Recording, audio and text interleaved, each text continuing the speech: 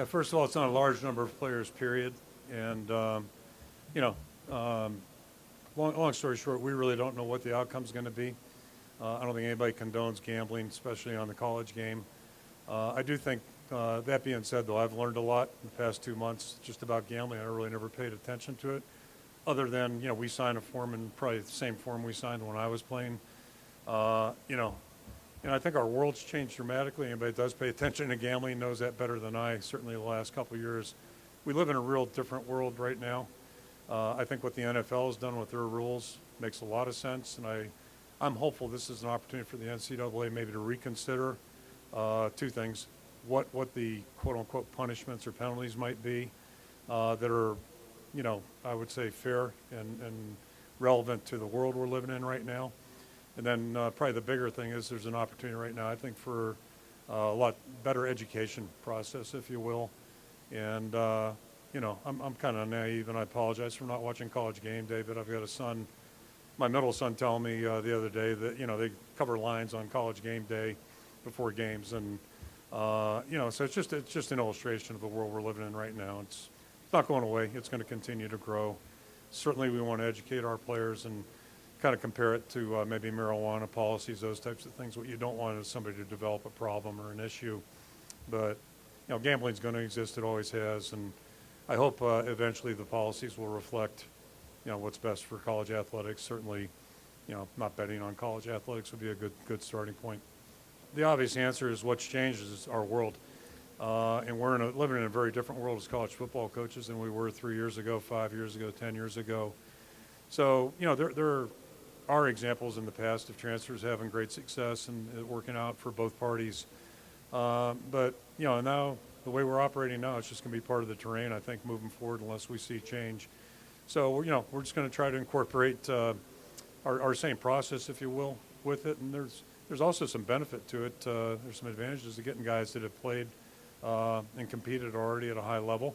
I think the big thing, like all of us, whether it was in recruiting or now looking at the portal, you're trying to get players that are going to fit with what your program deems to be important. And so that was our process, and really feel good about it. It's a little scary, like bringing new players in is scary, whether they're high school prospects or college football players. But again, just can't say enough about the way the guys have transitioned into our program, and I want to compliment our guys that have stayed on campus that have helped with that. And I think that's a real key component to it also. Our guys been very welcoming, and it's just all so far going very, very well.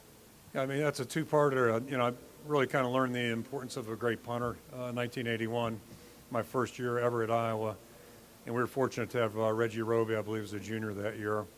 As amazing punter as I've ever seen. So his leg was a big part of the reason we were Big Ten champions that year and played in the Rose Bowl.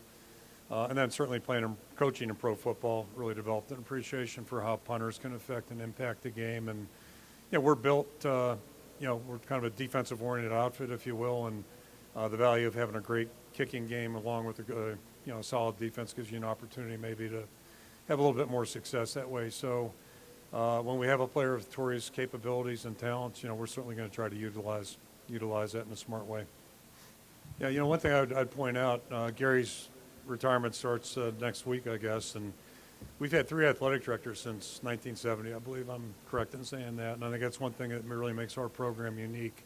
It's been real stability and leadership, and Beth has been on campus now 8, 9, whatever months, and again, everybody I've interfaced with that has worked closely with her says nothing but great things about her. People she's worked with in the past, whether it's Brad Stevens, Butler, right on down the line, all have tremendous things to say about her. And our meetings, interactions have been fairly limited compared to myself and Gary. That'll change now moving forward, but really excited to have her, and I think she's made a great transition to our place. I don't want to speak for her, but it seems like it was pretty seamless. So it seems like Gary made a great selection a year ago when he hired her, and we're excited to have her on campus. Yeah, we look to change and modify each and every season. You don't have to go that far back to find us having fairly good success. And again, I would couple that with, we try to do a good job on defense. We believe in defense. It's important to us. It has been 20 plus years.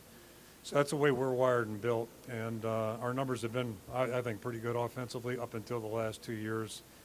I can get as granular as you want, and tell you about the injuries at receiver a year ago, how we look coming out of spring versus September. I could tell you about the offensive line over the last 2 years.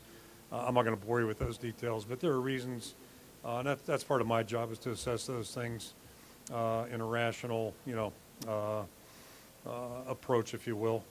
And I feel like we've made the right steps. Time will tell. It's like everything else we do. Time will tell.